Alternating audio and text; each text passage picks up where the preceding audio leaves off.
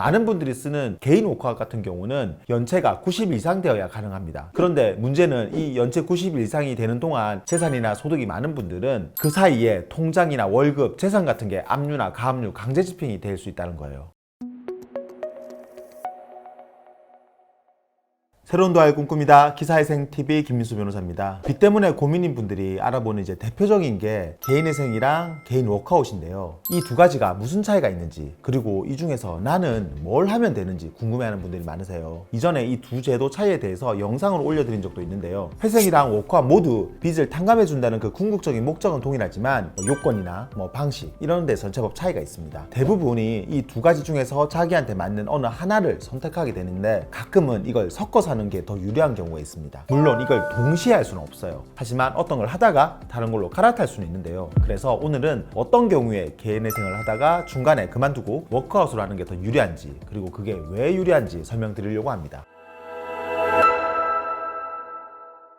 먼저 개인회생을 하다가 개인 워크아웃으로 전환하는 게 유리한 경우, 첫 번째는 재산이 많아서 회생에서 매달 내는 변제금이 부담스러운 경우입니다. 개인회생은 내 재산보다 총 내는 변제금이 더 많아야 되고, 변제금은 보통 한 3년에서 5년 사이에 다 내야 되는데요. 이거는 소득이 적더라도 재산이 많으면 그 재산 이상을 총 변제금으로 해가지고 매달 나눠서 내는 거라, 소득은 적은데 내 명의로 된 부동산 같은 재산 때문에 변제금이 높아진 분들께는 매달 회생 변제금 내는 게 현실적으로 부담이 될 수 있습니다. 그런데 신보기의 워크아웃은 보통 8년에서 10년 내로 변제 기간을 잡기 때문에 재산이 많은 분들도 매달 내는 변제금 액수가 회생보다는 상대적으로 적어서 부담이 좀 덜해요. 그리고 회생은 내 재산뿐만 아니라 배우자 재산 관련해서도 재산 형성 기여도에 따라 가지고 일부를 채무자 재산으로 보고 그거 이상으로 변제금 내라고 하는 경우도 많습니다. 그런데 워크아웃은 배우자 재산 관련해 가지고는 회생보다는 관대하게 보는 편입니다. 그래서 배우자 재산 때문에 월 변제금이 걱정인 분들도 회생 중간에 워크아웃으로 갈아타는 게 유리할 수도 있는 거예요. 그리고 두 번째는 소득이 높은 분들입니다. 소득이 높아도 미성년 자녀가 많거나 다른 부양가족 때문에 생계비 공제가 많이 되면 그래도 다행인데, 부양가족이 아예 없거나 있더라 하더라도 변제금 액수가 너무 크면 개인회생이 부담될 수가 있어요. 그래서 고소득자 같은 경우에 단기간에 그냥 높은 월 변제금을 내는 걸 감당할 자신이 있는 분들이라면 그냥 끝까지 회생 진행하는 게 더 좋겠지만, 기간이 길고 총 변제금이 더 많더라도 당장 매달 내는 월 변제금이 부담되는 그런 고소득자 분들에게는 중간에 개인 워크아웃으로 전환하는 게 더 나을 수가 있습니다. 그러면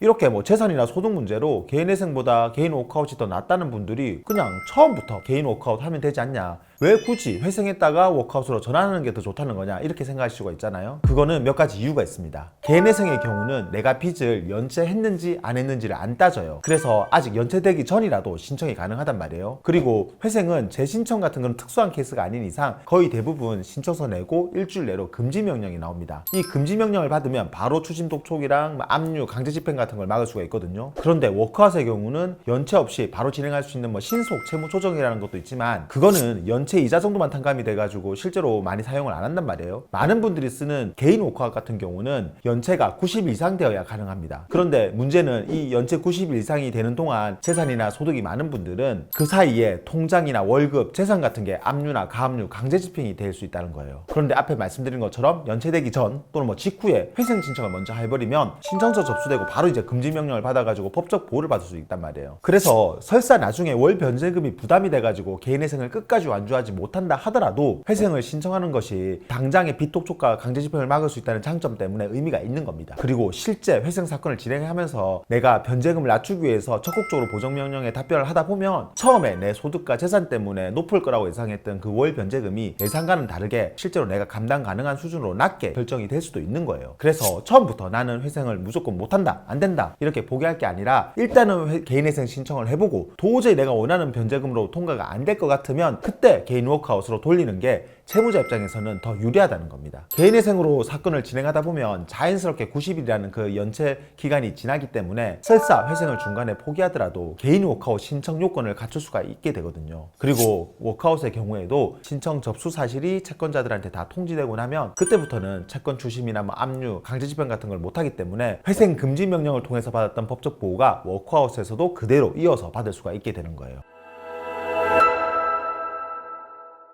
오늘은 개인회생을 신청했다가 개인 워크아웃으로 갈아타는 게 어떤 경우에 유리한지, 그리고 그게 왜 유리한지에 대해서 설명을 드렸는데요. 워크아웃의 경우는 금융기관 빚만 탕감이 되고 개인 빚은 탕감이 안 되는 점, 또 탕감률도 개인회생보다는 좀 낮다는 점, 그리고 기간이 길다는 점, 이런 어떤 단점들도 있으니까 이 모든 부분들을 종합적으로 고려해가지고 나에게 가장 맞는 솔루션을 찾아 진행하시기 바랍니다. 영상 도움되었다면 구독과 좋아요 그리고 알림 설정 부탁드리고요. 추가로 궁금한 점 있으면 아래 댓글이나 법무법인 김앤파트너스로 전화 주시면 친절히 답변 드리겠습니다. 다음에도 더 좋은 주제로 찾아뵙겠습니다. 감사합니다.